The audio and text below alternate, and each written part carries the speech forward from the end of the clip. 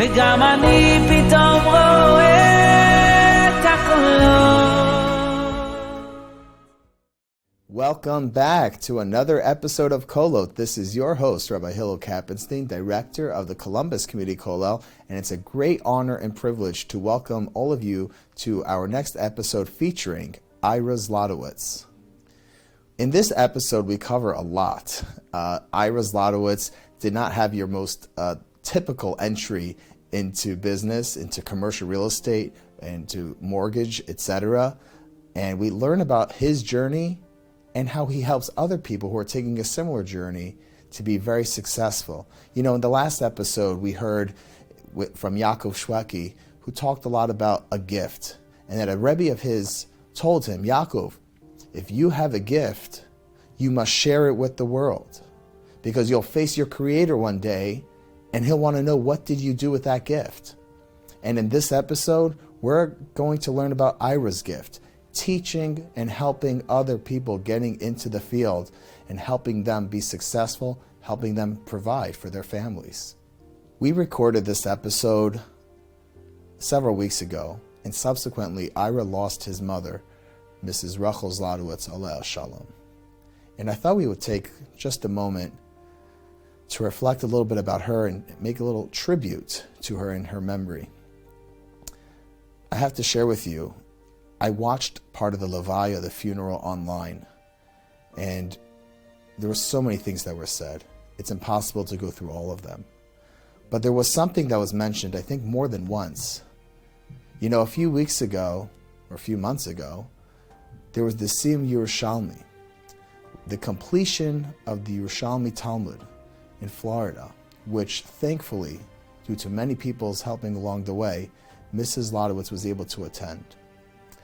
The next day, Mrs. Daniela Zlotowitz, Rabbi Gedalia Zlotowitz's wife, was talking to Mrs. Rachel Zlotowitz. And Mrs. Rachel Zlotowitz was saying to Mrs. Daniela Zlotowitz, I feel that maybe I took a little bit away from you, the spotlight. And they were thanking me, but really the thanks goes to you and what you and Gedalia have been doing. And I was listening to the eulogies where the story was said over, and they were saying, like, who thinks like that? You know, that's not the way people generally think. And then it reminded me of a personal story that I had with Mrs. Zlotowitz. About 5 or 6 years ago, when Rabbi Meir Zlotowitz, Zecher Tzarak Levracha, was nifter, passed away, my wife and I drove all the way from Columbus, Ohio, to New York for the Levaya. And after the Levaya, I went over to Mrs. Zlotowitz just to introduce myself and let her know that, we came in and shared my name, that we're from Columbus, etc. And she looked at me and she said just a few words. Oh, Jay must be broken. Of course, she was referring to Rabbi Meir Zlotowitz's friend and partner, Jay Schottenstein. And she was saying how Jay Schottenstein must be broken, that he lost his friend, Meir Zlotowitz, who was her husband. She was thinking about her husband's friend who just lost his best friend. She wasn't thinking about her own loss. Incredible person. A reminder to all of us, how much are we thinking about others before we start thinking about ourselves? So I thought we would share a few words in her memory. In this episode, we'd like to dedicate in her memory.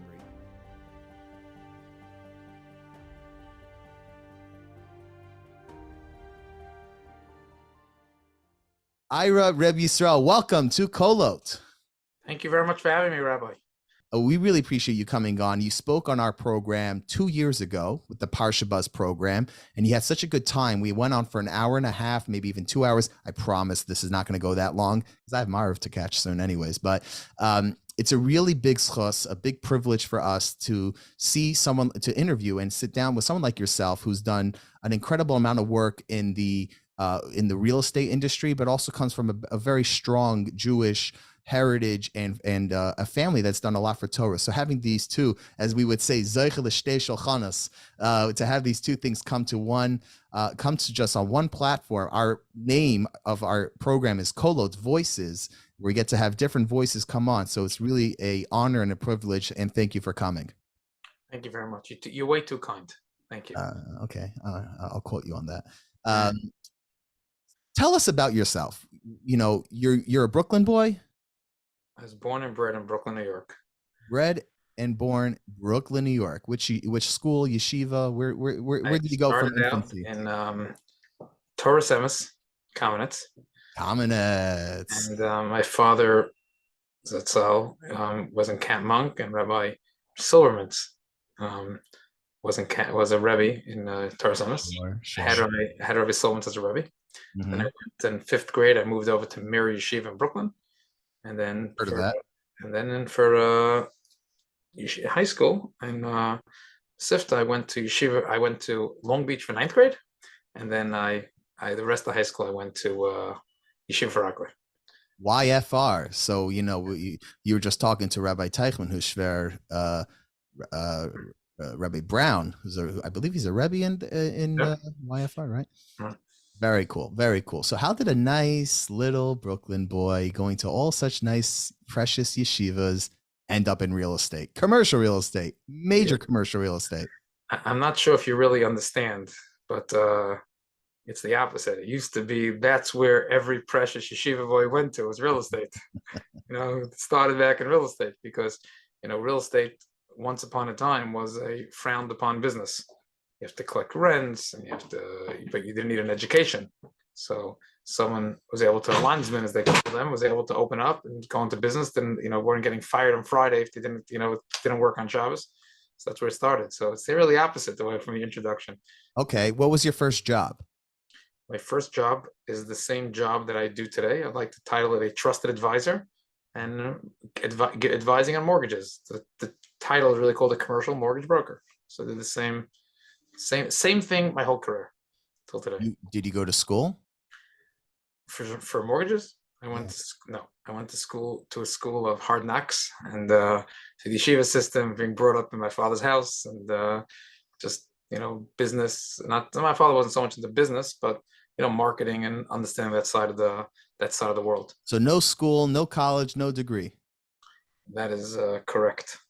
I saw you bend down a little bit. No, I wasn't embarrassed sure. No. I wasn't, like you told me, I'm not sure where the path is going, but yes, there. And I, it's the school of hard knocks. I got married young. I got married at 20.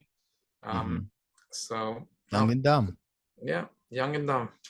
I think a lot of shots. I actually had a business idea a business plan I wrote in high school, and I still one day plan on doing it. Yeah. My father didn't love the idea. That's when I was going to work. He says, well, "Why don't you try a friend of mine? It's in real estate." But that was it. So I was interested in business, and when I decided to go and went into the commercial real estate space and loved it. Just there till today. So, and I'll tell you where I'm going with this. Why I think this is so important is because obviously I'm the director of the Kolot, and we want people to come to a Kolot and learn as long as they can. But it's as long as they can. And when their time is up, and every family with their, however long they could do or not do, whatever it is. But sometimes the hardest part of learning in Kolot is leaving Kolot. The few months before and after, where are you? You're not learning. So maybe your support is not there, but you're not necessarily making money. So, you're very, you're kind of caught in between. So can you talk to us a little bit? I know you train people. I know that you have a podcast, right? So if you could tell us a little bit about making that transition from learning to working and how people could really set themselves up for the most success. Okay. That's a very, broad question. So it's definitely the toughest transition. I missed my calling. Not miss my calling. I didn't have the ability to have the calling. I should have gone and become a Rebbe. I missed that. I couldn't. I say the joke and I say tongue in cheek, but I mean it more towards the reality. Art Scroll started 6 months after I was born. like the joke is my father took one look at me and said, "Oh my gosh, the next generation needs help," and there it is. He started. So I try as much as I can to be able to give back. Many of my siblings are in the chinuch and giving, and principals and rabbeim and teachers, etc. From my mother's side, her family started the first cheder in Montreal, and I figured if I could give back, let me be able to teach people commercial real estate. They can learn a living. So most of the people that I hired in the mortgage business were straight out of Kolot. So I was able to give them some education classes while they were being a star. And then when they got a job, come here and I take that's the ticket that I like to take with me, is that I'll be able to teach as many people to make a parnasa. I discussed to train people that closed over $1 trillion worth of commercial real estate deals that went on to be some worth 9 figures, some making 6 to 10 million a year, and where they currently are today. And that was the schus that I was able to help them. So the transition is very tough. Someone once pointed out that America is being the top 1%. So it's this big number. 1% means you're earning about 200,000 plus a year. From family, they don't have any programs. They have to go from 0 to 1%. So they had to go into businesses like commercial mortgages at that time, which allowed you the opportunity. It's not for everybody, but if you made it, you can make millions. If you made it, you can make hundreds of thousands. And that's why a lot of people went into the space. You didn't need a formal education. David Lichtenstein give real estate courses, and that's a big part that he pushes. Like, if you in yeshiva and you come with a chiddush on, Bava Kama, you still can. But think about how many people before you came with different chiddushim, and it's still unique. Take a piece of real estate, have an idea to turn it, rent the apartments this way. So someone could come with that creative mind and get into the real estate arena.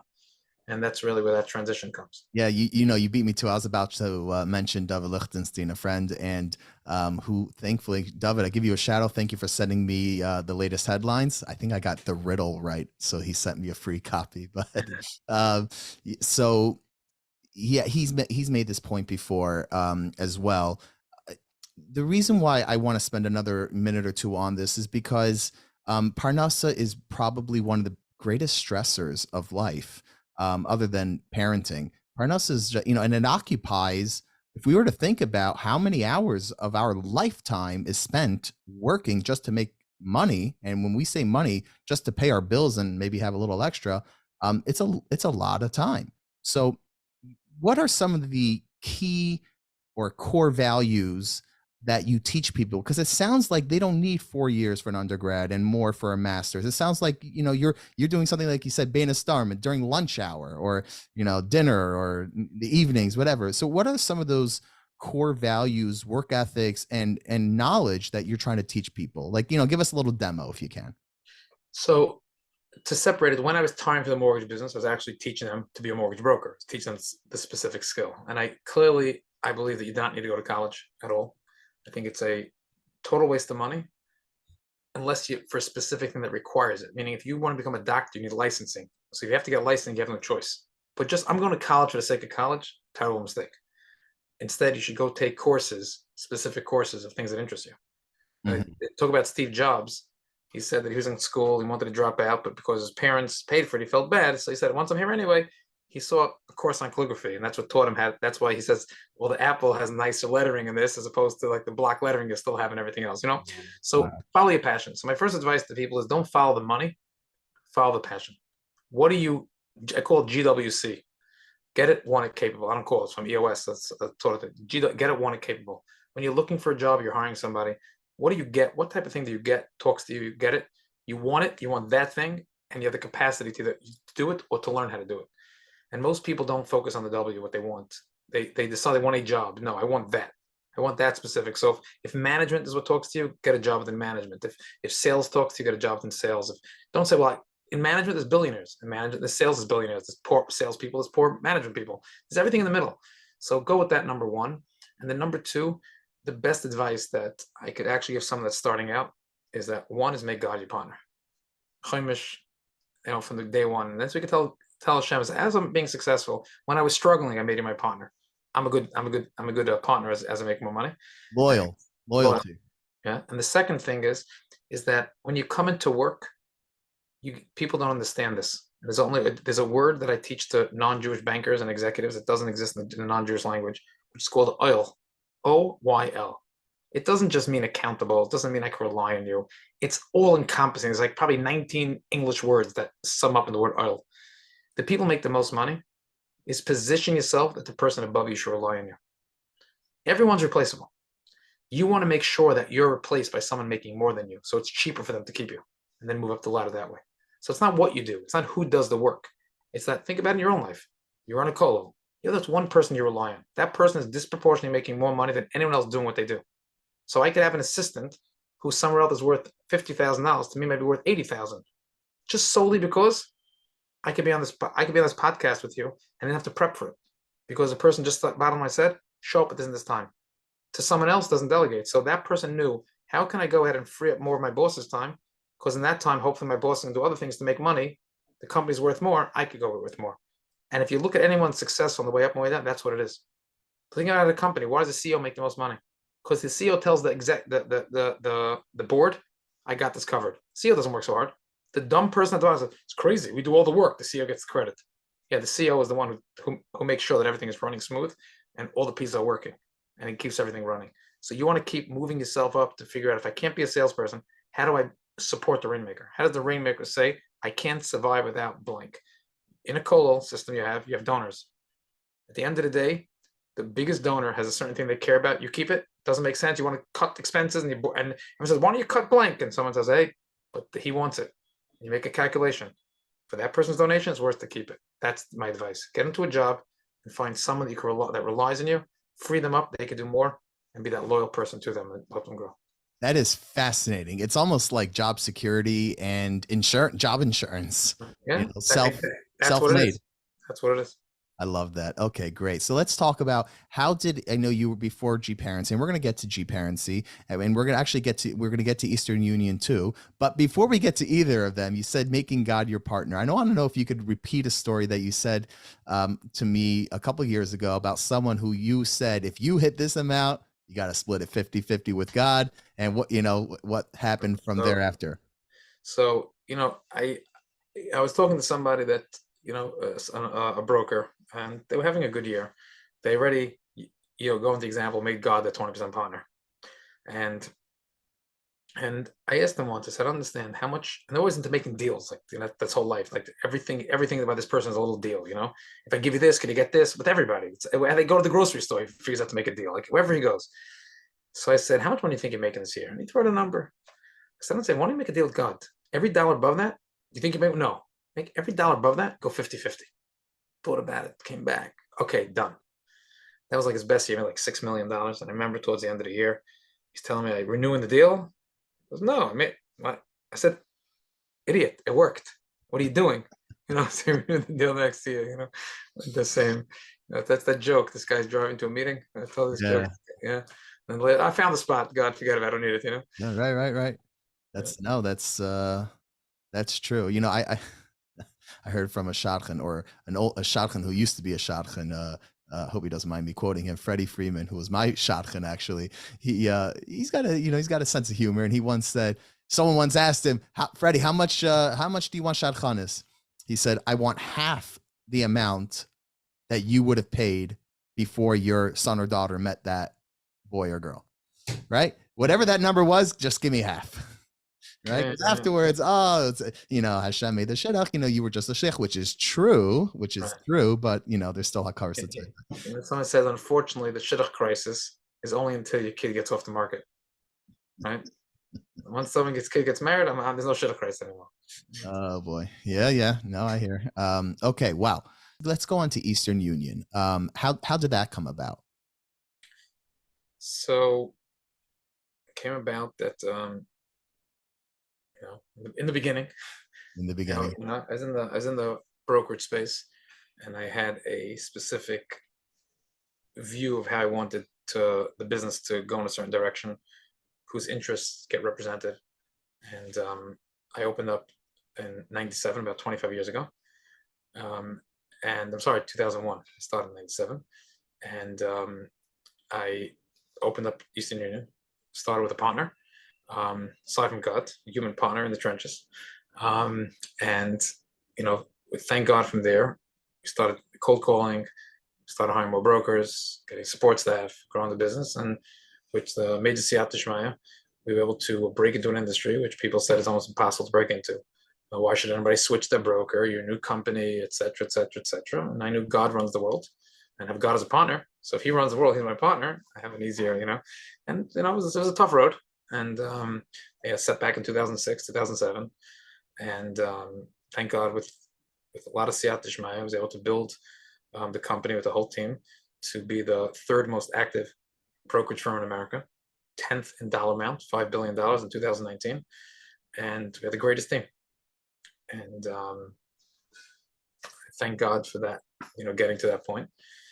And that was it. So we were talking. I summed up 20 years and yeah, in a snap. seconds, Wow. Yeah. That went by fast. Yeah.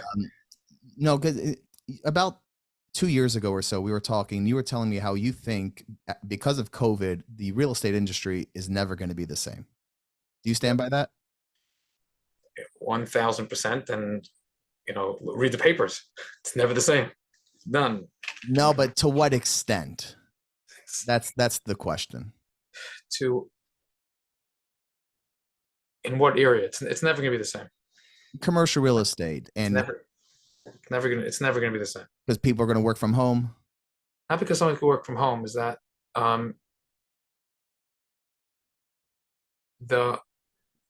what allowed real estate the valuations to go where they went was, for the most part, certain people had certain pieces of information that others didn't have. Like certain people didn't realize where rents are going in a certain market. Locals may not have known about things. As interest rates dropped through the floor, values of real estate went up because you could make more money because the payments were less.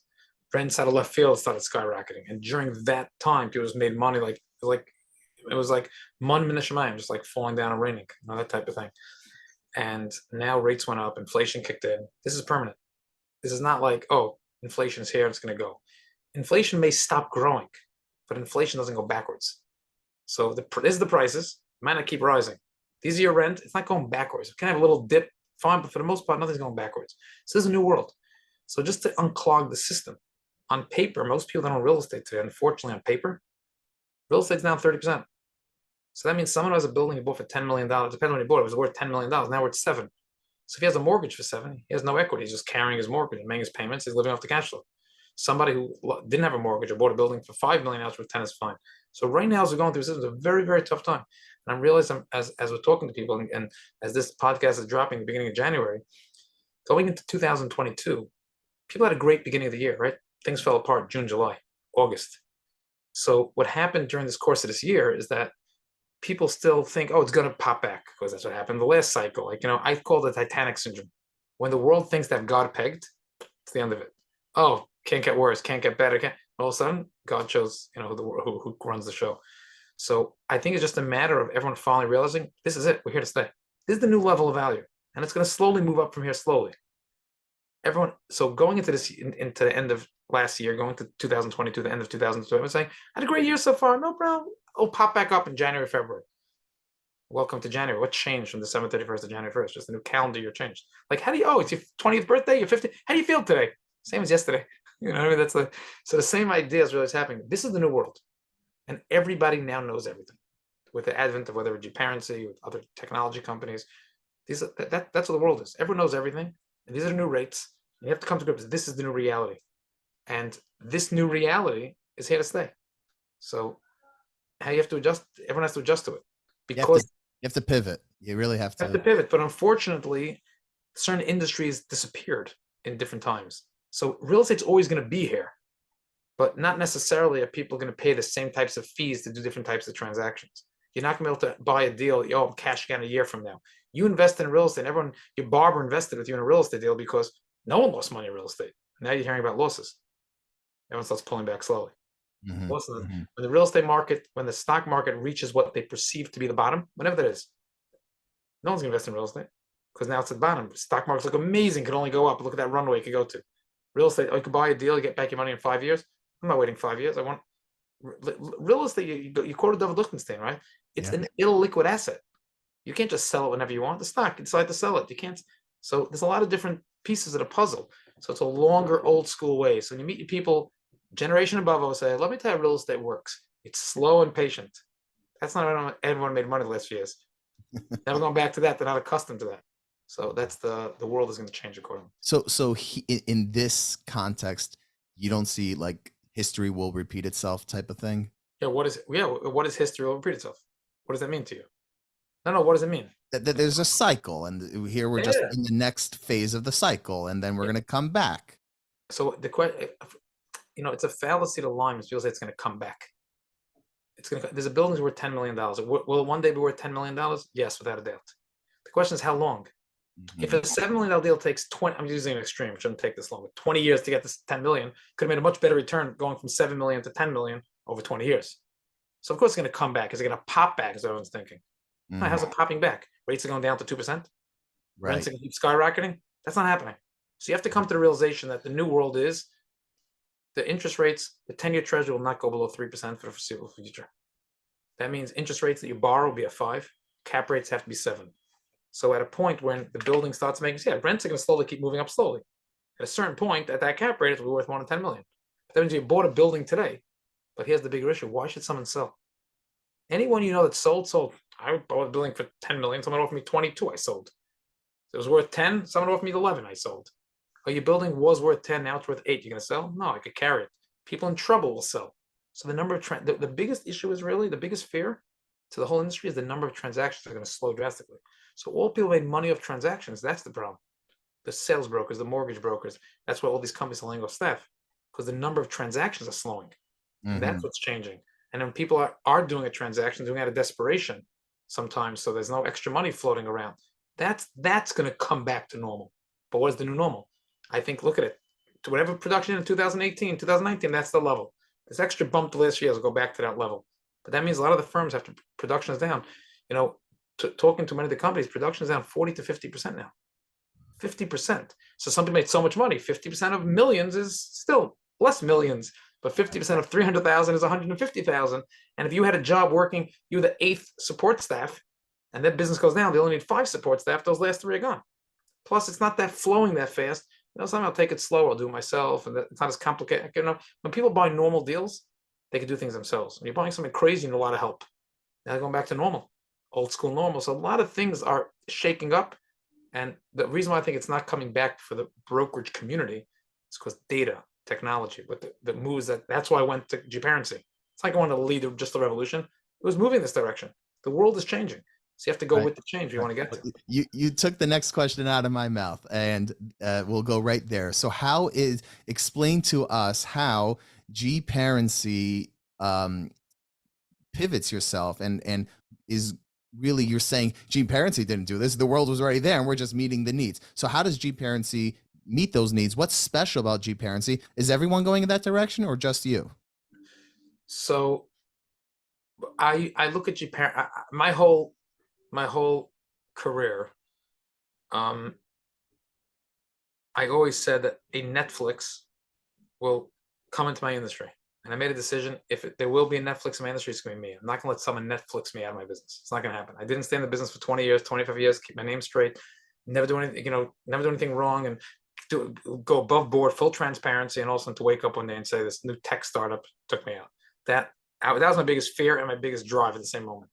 So I was always prepping Eastern of all the years to always have it ahead of the curve in technology, collecting of data, doing a lot of different things, like have a sports stance. So when the market shifted, make that shift. And ultimately, the big shift really is that we are really, and now people didn't understand what it was about except for the investors till now. But really what we built is a blend of Google Maps, Zillow for commercial real estate, this thing called LoopNet, which is a listing site, and Bloomberg Terminal all in one. Our competition is Google Maps. When you hear about a real estate deal, you go to Google Maps. Instead, go to G-Parency. G-Parency gives all the tools to empower a commercial real estate owner to find and finance the next deal, but better than off-market deals. So we're a subscription service, charge someone $5,000 a year, and we will tell you whatever you need to know to help you find and finance the next deal. There's no brokerage. So for $5,000, we have a team right now, as we speak here now, we have a team, it's a $5 million team that all they do is track properties for sale. They speak to brokers, they speak to sellers, they speak to the industry. We have a credits program like Waze, people share information with us. We're tracking tens of thousands of deals. We whispered updated listings, and we update the price. And the minute the price matches what you're looking at, we send it to you. So take David Listings as an example. He used to tell me it came from some of these things. I asked him if he wanted to invest originally, but it was not for me. Sometimes he gives like 2 seconds on the call. But his whole philosophy was the best deals are not the deals that hit the market off market. The best deals are when you date that broker and the guy changes his price and now he's ready to sell. You want to be there. That's the whole G-Parency structures on that part. The G-Parency structures, one piece of it is that this is what we do. We date it, and the minute it matches what your price, I send you an alert with the price, along with which bank to go to, rates, terms, and everything you need to know, overlaid on a Google map with all comps you could possibly need. And one stops up, $5,000 a year for your whole company. Wow. The brokerage side of this is if you don't want to go to the 32 lenders we recommend, you want us to go for you, the banking team will charge you $4,000, we'll shop it for you. If you want us to broker the deal to the closing, pay us a fixed fee of $11,000. That's the product. My main product is there's 1 million owners in America. And my father used to say when it rains, it pours, and don't go home on a training. The chef was here, don't go home. That was the line in the office. Bad day, just close down and go home. Seto sells up for a Kaylee. That the Baruch Hashem to decide and say, you know something?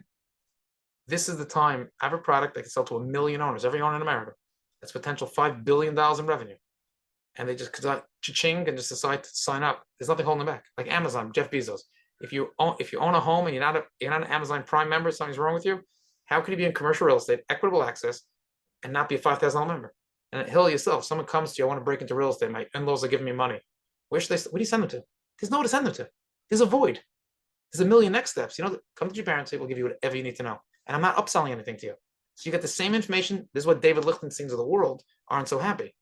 Because I'm going to give the same exact access that he might have a whole team, acquisition team, and a finance team.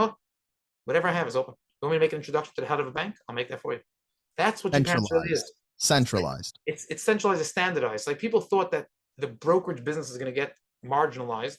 This is where they didn't understand it. Because I'm going to charge 11,000 versus 200,000. No, that's not the difference. The difference is that when an owner, you go onto G-Parency's site, you could try it for 7 days, just use it. Log in, you type in any New York multifamily. It'll tell you which bank and the banker with every last detail on that deal. Can you imagine talking to your broker and say, where are you sending this deal to? I'm sending it to banks 1. What about banks number 4? I know they do this rate, but where the heck do you know that information from? Giving that transparency. So lahavdil elef alfi avdalas is where I got the same ingrained from my father, right? What's the thing is that anyone wants to open up from a nothing and education, it could open up a Gemara, the Shanstein Talmud, could open up the Chumash, could open the Mishnah, all those things. So I couldn't make it there. Can I make it in the business? I love that. I want to revolutionize it. So that's the goal. Revolutionize the commercial real estate space. So and it happens to be that in the 8 different levels of tzedakah and charity, I believe among the top, if not the number 1, is to help someone with parnasa, because then they learn how to help themselves. They become self-sufficient. So right now we're actually hiring salespeople part-time, up to 4 hours a day, or full-time 8 hours a day. We're guaranteeing year 1, $50,000 for part-time if you want to do sales, and $100,000 full-time with stock options. So, and you can try it. I tell people, no non-competes, try it. You want to try it for a couple of months, check it out, see what's going on. So anywhere remote, our office is based Zoom USA. No offices. Wherever you want to work, you got it. It's like be a U.S. citizen. This really is a revolution. Yeah, so that's the listen, my drive is really is that, my father, Zatzal, had the line, the written word is forever. I want to go with the line that digital is for eternity, technology is for eternity. So the idea is really I had this list to, after my father was nifter, to track down Go Davin and partner them to automate the Go Davin the way it is. I have a Shidduch app coming out soon. And I want to take all, if you think about in Klal Yisrael, you have all these fundraising campaigns. These are, they charge every organization money. Why can't one person build it for a few $100,000 and give it to every organization for free? You know what I mean? And why can't, Tumchei Shabbos, how come there's no app for Tumchei Shabbos? Because they don't have a budget for that. I want to build the technology app solutions, the back end solutions for Klal Yisrael. That's I pledge 80% of, after a certain threshold of my shares, of the dollar amount, to try to give all these different types of ideas to back. That's my drive. So my drive is, if the chef is supposed to hit, I'm betting it all. If God decides this is it, it's it. And if he decides it's not, yes, about the same speech I give to guys leaving yeshiva. You got to do your shtalis. So I did a lot of research. What's a shtalis to build a company that has a potential to be worth $10 billion? I have no idea. I asked the people that did it. and they told me the thing, and I'm pull it all out. If it doesn't work, I want to have no regrets. This is amazing. Wow. And it's being said right here on Kolot. I love this. I've heard of Chaimish, 20%, but not in that direction. So this is really cool. Coming back to the line, sometimes you say, as my father used to say, some people are very stingy. Sometimes just tell them, you can't. There's no U-Haul attached to a hearse. Interesting. What are you doing with the money? So if you're not spending your lifetime, like, what are you doing with it? That's always like a big part. Like someone once said he went to a shop, Chaim Kanievsky's, it sounds, said he just lost 40 million. Why did he have 40 million? Like that, there's a line like, what does it mean? If you had that, first one they give it to you. So everyone has their, that's what I listen. Hopefully I'm zeicher to this, and I could take it to the end, and I could have the skills to build. For sure, for sure. So I want to ask you one more question in your work life, and then let's get to the goodies behind you. The way it works in life is always going to have ups and downs, and I like to think the bigger the person is, the bigger the highs and bigger the lows, and so on and so forth. That's just the way it is, and it's part of the beauty of growing is the bigger you get, things could be more extreme. So someone like yourself who started basically, I don't want to say rags to riches, but you started pretty entry level, and with the chesed of Kadosh Baruch Hu and your hard work, you got to a pretty high place. I'm sure within that process there must have been some really hard moments. Talk to us about what you recommend to people when they're going through those lows. How do you stay in the game? So I don't stay in the game. Yeah, there are some very low moments that goes with it. That's for sure. I can't say for everybody, but I could, for me, I had two major lows. One is when I first opened. You don't realize the struggle to start a new business. You think, oh, I did it this, I can do it here. You don't realize, if who you're going to irk along the way, and you don't realize different moves. You just go into it, And it came to a point where I was moving to Lakewood, lived in Brooklyn, and I sold. I started writing a column, my storyline in Ami. So really got really vulnerable there. And I sold at one point. I was supposed to move to Lakewood, and I couldn't afford the construction while I kept the house in Brooklyn. I sold and I moved into my in-laws, in the attic of my in-laws' house. So that was most loving people, but humble moments. Yeah, and then during COVID, also ran into at a certain point when there was a contingent of the office that felt that I should stick with one direction versus a different direction. I always say it's like, these are people take out of yeshiva and they have huge successes, and then they, at that point, they feel that the company should make a left turn versus a right turn, or they should go straight. And I think I want to make a right turn. Now my father's taught me live for the, have to think out for the future a little bit. Where's the wind blowing? Can't just live for the moment. Like I incorporated the 10-10-10 rule, and pretty much they went together and said, if you're going to do a certain move at that time, we're going to leave. And unbeknown to me, while I was in Florida during COVID, they picked up. That was the time I had a lot of bizarreness there, because people said, oh my gosh, did he lose his mind? Let half his company leave. More than half walked out the door. And then Baruch Hashem runs the world. So, Baruch Hashem, that really led us to the impetus to allow for, someone says, oh, you want to make a move, sometimes you have to take that risk.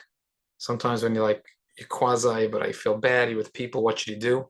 But after the move, it became very clear. Whoever stayed with the company, bought into the direction of the business plan, set me up. Then I got a phone call out of left field from a venture capital that said, hey, we saw this other company that's becoming Netflix. We think you could also become here. Let's give you money.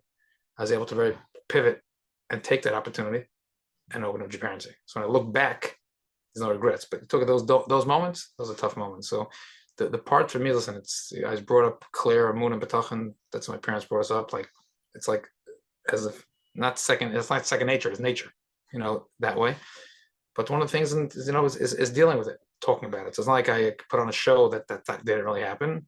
Put on a show, and yeah, I know I walked into shul and had people looking at you saying, "Did he make the mistake? Did he just walk away from his? What was he doing? He just hit the top and he took that risk, and then, and Baruch Hashem, we hear where the market is today. Japarency is set. We just hired 200 salespeople at Japarency in the last 90 days. 200. We have room for another 200 to go to 400. So, we could also have our bumps in the road, but at this point in time, every clock is right twice a day. That's something like that. So it's Yad Shmaya. Hopefully, the success continues. And I'll tell you an interesting is that at that point, they said how could you change pricing in industry, causing people hefsed and parnasa? And I said, no, you'll do more business that way. That's the debate. My father left in his tzava, very simple tzava, but one of the big things is he was Val Duster. And he said, you have a question, go ask David Feinstein or David Cohen. And they said, how do you have the right to change? And I remember when I called them up, the question was, are there more real estate owners, i.e. the David Lichtensteins of the world, Ruby Shroms of the world, or are there more brokers? Who's benefiting, losing more? So why is it that you should protect the brokerage community versus the ownership community? Where there are more people being affected.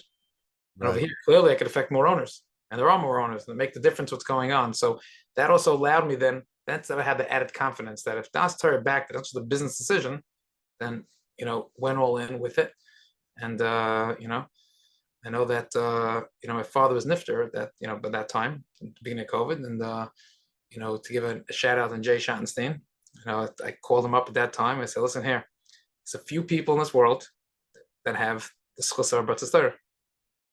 Jay, Rabbi Sherman, my brother today took over, and my mom. And before I made that move, I got a bracha from all four. And not in the business, I had tzlacha making a move, what's it called? And that Das Torah this thing, and that was my, and then, whatever the work is, work day and night towards that, and to a major risk. And I said to myself, in 10 years from now, and I look back, would I rather say I took that risk or I didn't take that risk?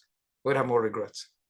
And hopefully we get to look back and we do another podcast in 2 years from now, and we're public and sell out, and we talk about how we could change Kolot in America with that kind of money and shares. Well, I don't know why we need to wait 2 years for that, but yeah, absolutely. The burners are going to decide it's next month, right? This month, Yeshua's Caravan.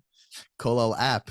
Kolot app, yeah. I want to double click on that. Yerubim and Das Torah, because that, the beauty of Das Torah, it's a little selfish for me to say this, but you're good. Like you go to sleep at mine, like it's on their shoulders. It's like when there's a hashkach on something, if it's treif, they're going to get whooped for it, So there is that peace of mind. Are you comfortable sharing who you speak to? Who do you gain guidance from? Not just, professionally, but personally, who's been a source of chizuk and someone who's also guided you, because there are shilas that come up, not just family shilas, but business shilas, like you just said. Can you talk about who some of your relationships? I'll tell you the reason why I don't, because what I found, the shemesh that I got from my father, is not so much who the person is, right? If I told you right now that I'm talking to someone and say, wow, oh, everyone say, yeah, if I had access to that person, of course I'd follow, but it doesn't do with that. It could be the local rav next door. It could be the person I call. It could be different people, different levels, not a caliber, but it's more that the consistency. If that's you following, don't say, oh, I need this shiloh. Like, let me go to, say this joke. This guy dies, comes up to heaven and says, oh, you go and tell him Hava. Goes in, it's rickety. It's like raining inside, like drizzling in. Like, what is this? According to one sheet, that this is Elam Hava. So you can't pick and choose. And I also found a lot of times, and I live by this, and I could say it publicly here, is that there's no one that I know that has a claim against me for any money or any issue that asked me to sit down in front of a rav that I didn't sit down with. So it's not that, I think it's not so much having what my father says. Let it be known when there's an issue. And you said, don't hide behind, I spoke to my rabbi. You know how those questions were asked. I met someone who moved to Las Vegas. Okay. It's not my current employee. I met someone who moved to Las Vegas, and he tells me, I said, really? You moved to Las Vegas? Like, your rav, I know you're very close to your rabbi. Yeah, my rabbi blessed it, da-da-da. I'm the type, I want to ask the rabbi, can I call him? So I call his Rosh. I said, just curious, whoa. The guy called me and said, I'm moving to Vegas. Once I'm moving to Vegas, how should I be mechanech my kids? That's like asking to go to Vegas, So that's the bigger part, is I think it's more consistency and transparency. No, that's great. It's like if I would get into an issue with you and I'd say, the reason I'm doing this, my rabbi told me. I'm going to either tell you the rabbi's name, or I'm going to find a mutual person that we both trust that I'll tell, because the rabbi wants to keep it secret, but he'll confirm the story on your behalf. it's not going to be like my rabbi. So there's no like, I've had these people fake hide behind the rabbi. They said, let's go to rabbi. Let's talk to him. I said, are you willing to follow what he says also? No. Because it's like a one-sided type of deal. Like if they get their way, they want to force you to do. That's the part I learned. So it's more importantly, have a Rav that's respected this thing. And like, that's like to my father when I had built a kesher with certain people. And like, it's the tip of the tongue I want to say it, but that's why I want to hold it back. It's not like you could call it. It's like it shouldn't be defined. because that's who I talk to, or that's who he talks to. Is that my father at times, wanted to speak to him also, just like to be able to give me his opinion. Say, by the way, yeah, when it comes to these shilas, you're in good hands for this. But try for this to try to find. And that was really that guidance that was set up, and be consistent in what you do. No, I love the consistency you referenced before of David Cohn, who said he was interviewed on headlines. Again, we're going heavy on Rav David this show, but sponsored by Lightstone. He was Rav David Cohn was on headlines, and he was asked while during Ebola or Zika, whatever, one of those viruses, about a woman who's pregnant, can they abort the baby? Given the different conditions that could evolve, and complications, etc. And I love what his hakdama was, his introduction. The actual answer, I'm not going to get into, it's a pretty hot topic, but his introduction, I think, is the real takeaway, which is what you're saying. He said that there are Talmidei Beis Hillel, students of Hillel, Talmidei Beis Shammai, the students of Beis Shammai. Rabbi Yisrael Salanter said the students of Beis Shammai get the same reward as the students of Beis Hillel, because they were consistent with their Rebbe. So even though we paskin like Beis Hillel, the students of Beis Shammai get the same schar, the same reward. They're viewed in the same because they were consistent with their Rebbe. The question that I always, so how do you know which Rebbe to pick? So obviously there's, it has to resonate, and it has to, you have to feel that it's not out of convenience, like he's rabbi lenient, but there has to be a real kasher shel kayama, a real legitimate connection that, that is there. I do want to ask you one last question before we go to our next segment. And that is, you say that, emunah and betachon, those are, big things. Here's my, personal files with what I have with emunah and betachon is, we also live in the world of hishtadlus. So I'm always like second guessing myself. Well, maybe my hishtadlus was off. So like, who am I to say have emunah, have bitachon? Yeah, you asked for it. So how do you, if you don't mind sharing yourself, how do you know to have emunah, how to, to have bitachon and not let that background noise, like, get in the way, that you're focused on, this is really Hashem. And it's not an easy thing to do, but what are some of your, I guess, techniques or guiding principles to know how to stay focused? This is from the Eibishter. To say it's from the Eibishter, meaning because I work hard and then I get successes in the Eibishter, or you go through those hard moments. You mentioned 2 times in your life. So how do you know I caused the problem. I set myself up to be, to get this, On the same token, if you're consistent, when I'm seeing success, I'm not saying it's me. It's the same Hashem, good or bad. It's not that, in other words, right? When Mitzvah Hashem, that your parents turns into this $10 billion exit we're discussing, and everyone's cashing out, and tzedakahs are going to be crazy from these things. I'm not going into that saying, okay, it was me because I worked this hard. So that's also from Hashem. I just do my shtadlus. Yeah, but he's saying that. Yeah, my question is, when you make a decision to, let's say, start a new initiative or whatever it is that has a lot of stress, well, who said you should have made that decision? Then come on to needing Hashem, so to speak. So then it goes back to the same thing I said before. So the 2 pieces of the pie is, one is, at the end of the day, I'm going to get that, get that rabbi buy-in, that rabbi blessing, once I have that plan. And I'm not going to ask the plan to say, I'm doing it, can I have a blessing? It's like, this is what I want to do. Do you agree? Does it make sense? And then if yes, can I have a bracha? It's double question. It's not a one question. I'm doing it, bless me. And then I celebrate, oh, he blessed it. No, he blessed it once he's doing it anyway. He gave me the best possible blessing. But I know what you're thinking, because there's only a small little blessing available for such a thing, That's number one. But I think on the other side of it is that on the business side, that what is, I'll give you a little bit interesting perspectives. That when I opened up the office in Lakewood for the first time, and people started walking in the door and saying, I know if the British wants me to be successful, I could make $1 million. I don't need $1 million.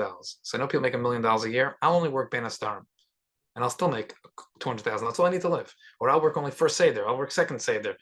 It's like, what are you guys thinking? I want to have a Seder in the morning. I'll start my day at 10. Doesn't start at 8:30. Who said I had to start at 8:30? Plenty of people. I have all these discussions. I said, wow, what am I going to do over here? So I actually met each of these people's Rosh Yeshiva. And I remember like Shmuel Kamenetsky told me the line, which basically every Rosh Yeshiva said the same thing. A Rosh Yeshiva could decide with his Talmud how many hours a day he should work and how many hours he should learn. And that's chus, he'll have hatzlacha. He will find the success. But he has to then find a job where someone earning those hours makes that money.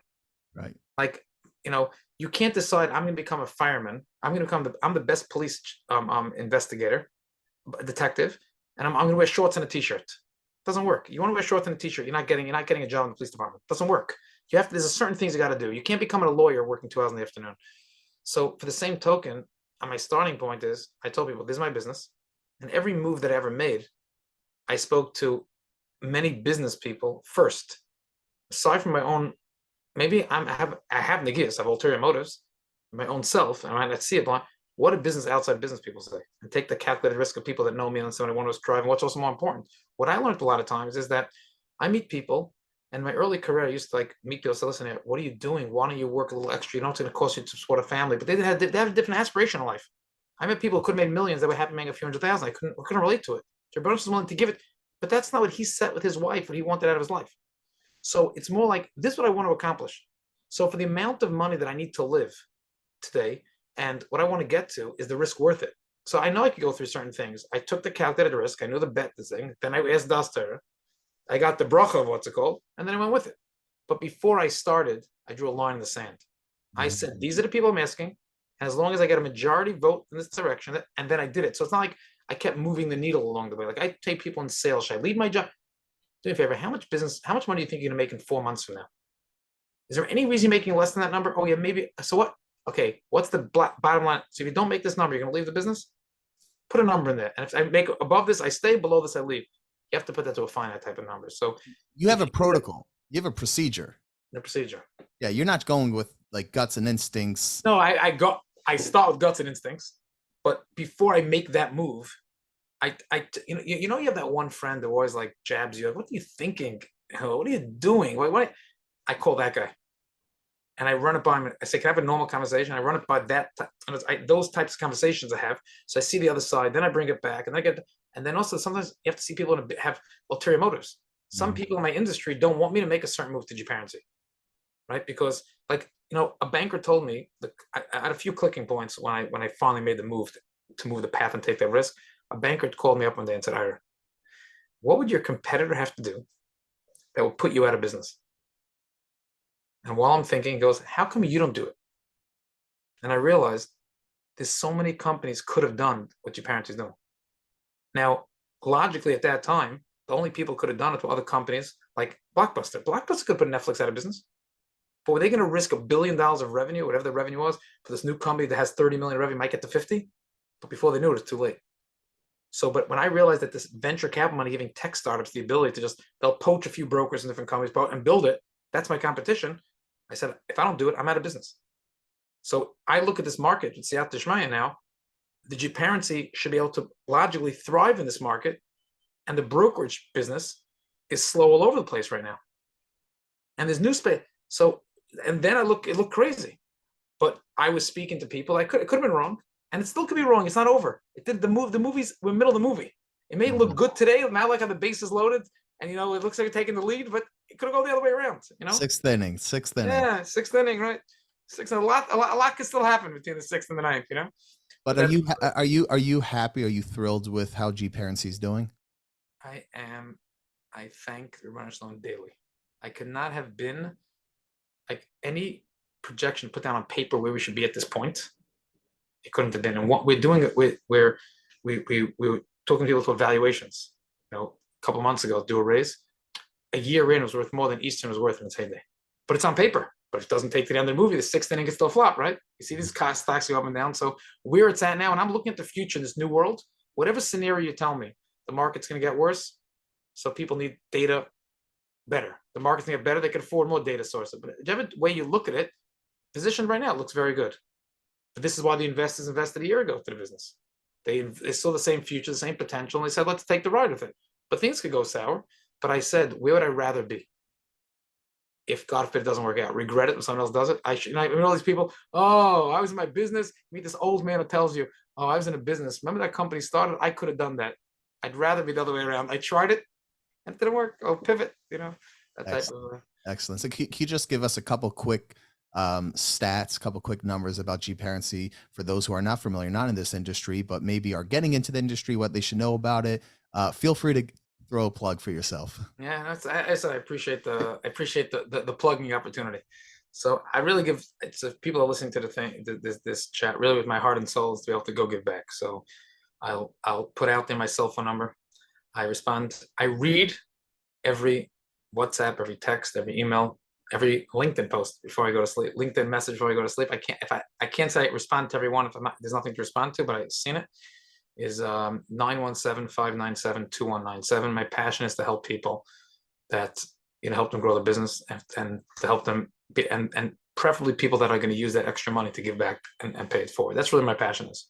And that's what allows me GParency. I get to wake up every day and help owners, help new people want to break into real estate. For $5,000, I'll give you whatever you need to know.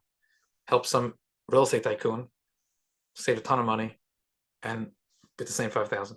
I get to hire new people, give them a pronounce, give them a job in the hundreds now.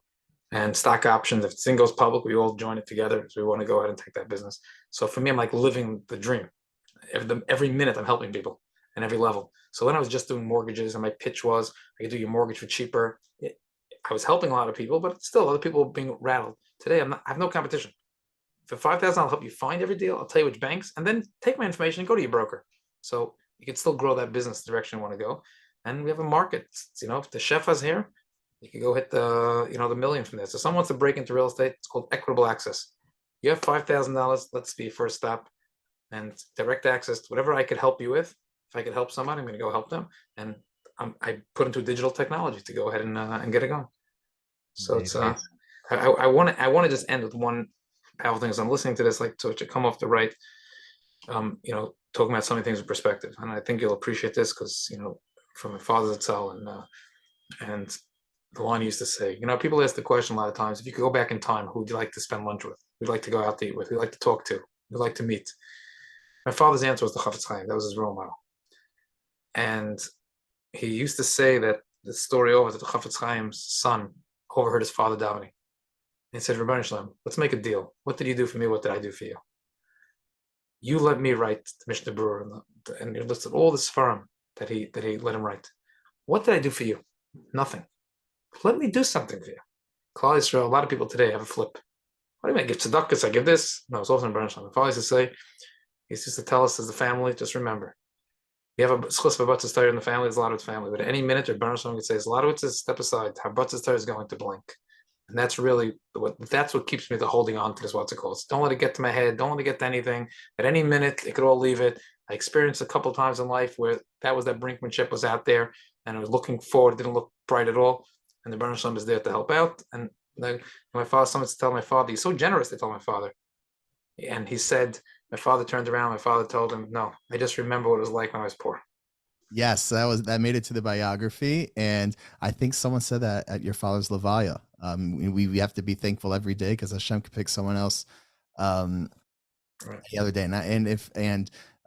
If we could just spend the last few minutes talking about your father. So I know it's like one of those things that you grow up in the house, so you take it for granted. But I hear you talk about your father. Sounds like you don't take it for granted. If you could tell us, let's rewind the clock. 30, 40, 50 years. You grew up with Art Scroll, right? Totally. 6 months after I was born. My father 6 months after you're born. So can you talk to us about, I know from your side of the table, what was it like watching your father go through this incredible journey?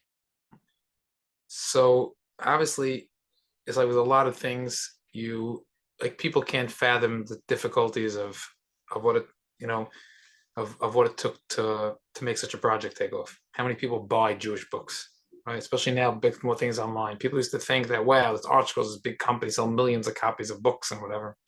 I said, if it sold millions of copies, I never would have went into the mortgage business. I would have been there. You know what I mean? So and then also when he had to have ideas for projects, just had that conviction and with Das Torah behind him, he went for it. And that was before Masorah Heritage Foundation was able to, someone came with this idea that it's a way to fund these types of projects or else it's never taken off the ground. So we were brought up with my father. I woke up to my father always sitting behind his desk. He was writing, he translated, Chumash, the Chumash Bereshis at that time. And that's why I was brought up and watching it every morning. Coming down, like there was never a time I came down. My father wasn't there writing, translating, and you're seeing him major struggles because there's no market for that. And he also gave up a business. He gave up a business to go into the cloud. I gave up a business one way to go to a different business another way. He gave up a business to go into a publishing company, which never made no logic sense at all. And you watch it take off, and then aside from the money issues, you have the issues when he comes out with the Gemara, where at that time when something is new in the world, then you can't imagine today that the Gedolim were against it. Like he has stores like they've got, but what do you mean that? And my father agreed with him. He agreed that it wasn't meant for Ben Torah to use it. He was just saying is like there's so many other people that you could open the world to, or the people that had struggles but shouldn't, and he agreed with them. That was like the interesting dynamic of the whole part. And different times like you saw real struggles going through. So he never lived through those glorious days. Like we came a couple months ago to the Siyum on Yerushalmi. He never lived to see that Siyum. So for him it was just the struggles. When he was Nifter, he had a tough time getting a dedication for a Yerushalmi volume. So he only saw the struggles. I remember, now it's getting real emotional here, is that I remember my father's, he was in the hospital and we thought he was coming out that week. And I remember one point while I was there in the hospital, I was very close to my father. Well, everyone, my father's very nurturing. My father and mother bros are very nurturing. It's not like how you you believe you could do anything, the type of thing, and how you doing, and believing in you and things like that. But also the reality check. My father's a reality check, like, you sure you could do that? But the nurturing type. And I was very close. I spoke to him a couple times a day. Because of the nature of my business, I was able to coordinate trips, do business in Israel at the same time he was going, and spend a lot of time together. So I remember asking him, because I was like, train on the long-term vision. Like, if he came out of the hospital, what is he going to do with his life for the next 30 years? Right? At that point, he did Yerushalmi, Bavli Yerushalmi. What's next? So Gedalia is doing amazing at Art School today, and it's still coming out with products. But when you take Yesh Me'ayin, right? Yeah, the iPad. When you take, it's your parents are sponsored. When you take Yesh Me'ayin, and you go Chumash, Siddur, Mishnayos, Yerushalmi, but and the app was started then. What can you do? And he's struggling because the world didn't see, he was going through that struggles. He's still remembering, you have PTSD, you remember your struggles, right?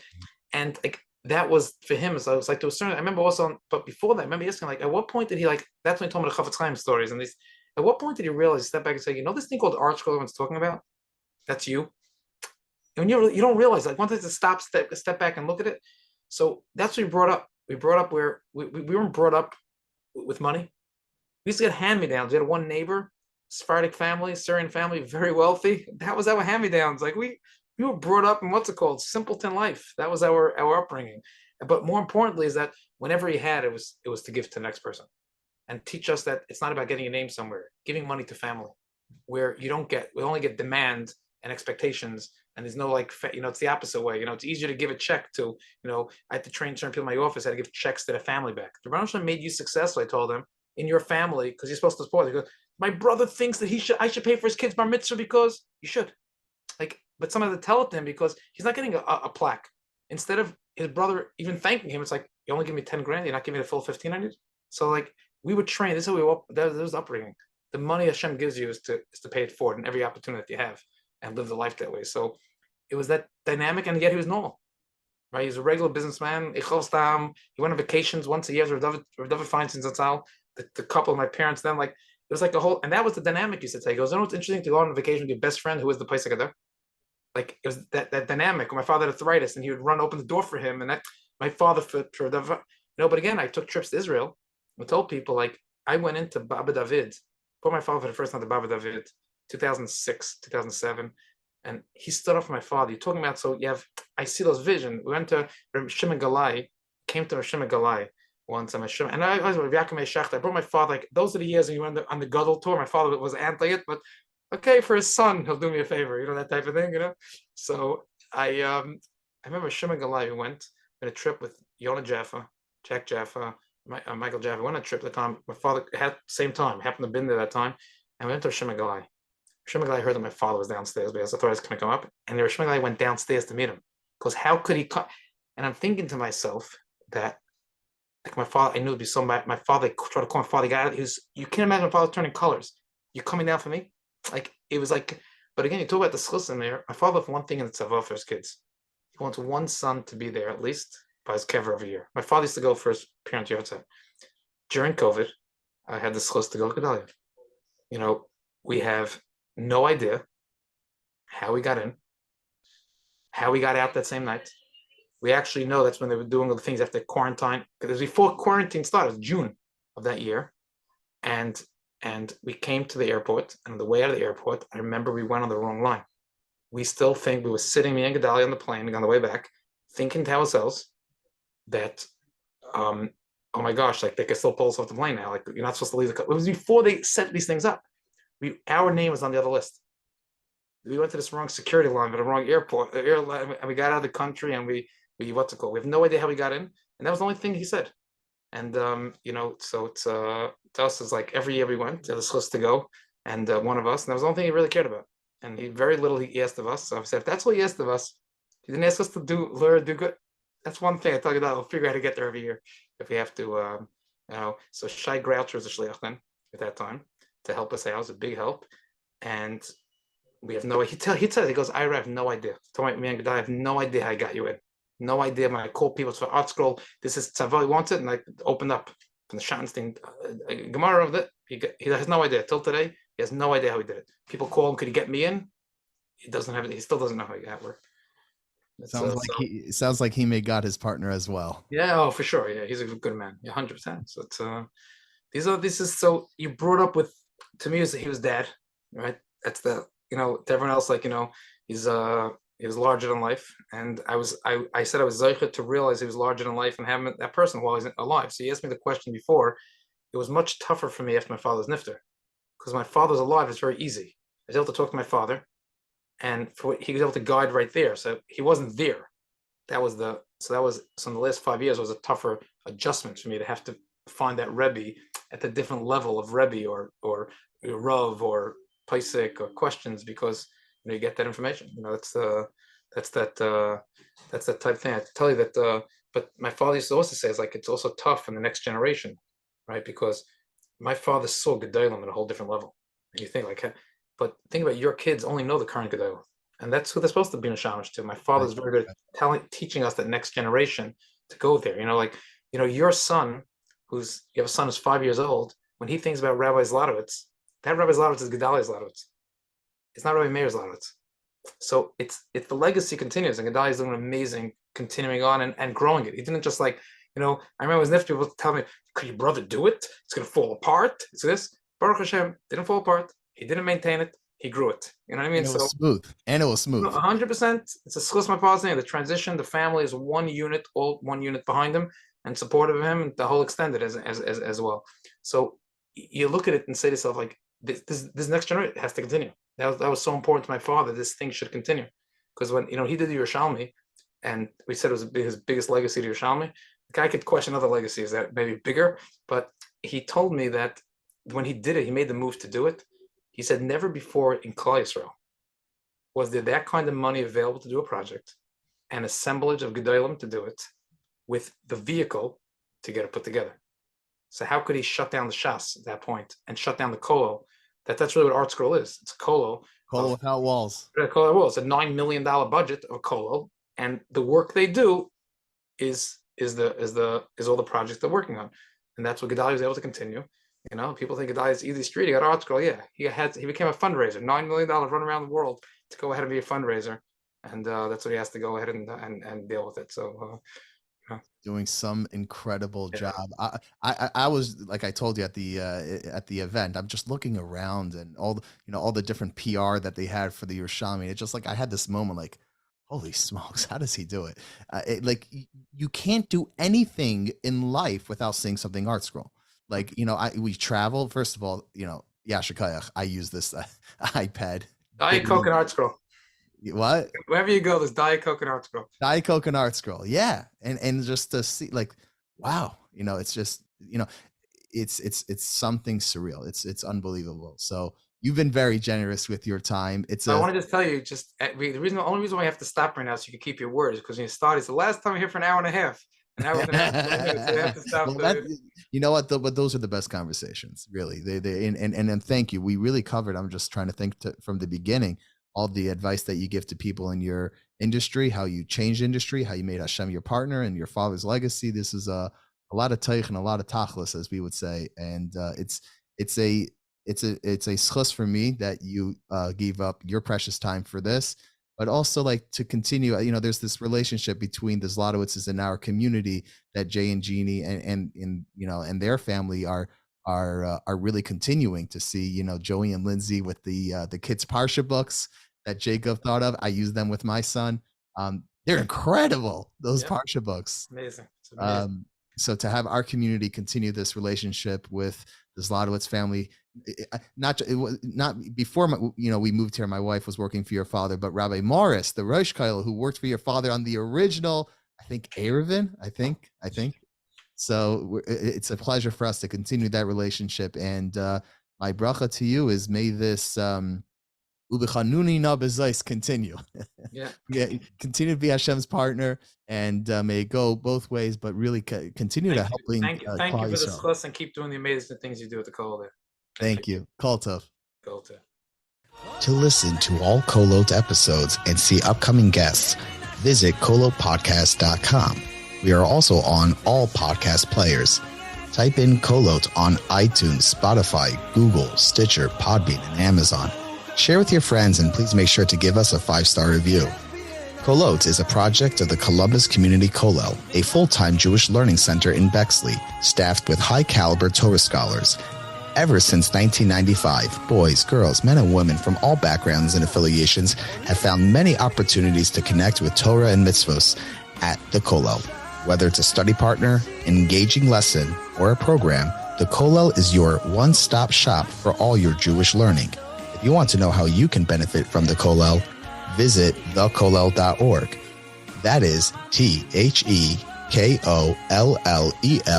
TheKollel.org, and forever be inspired.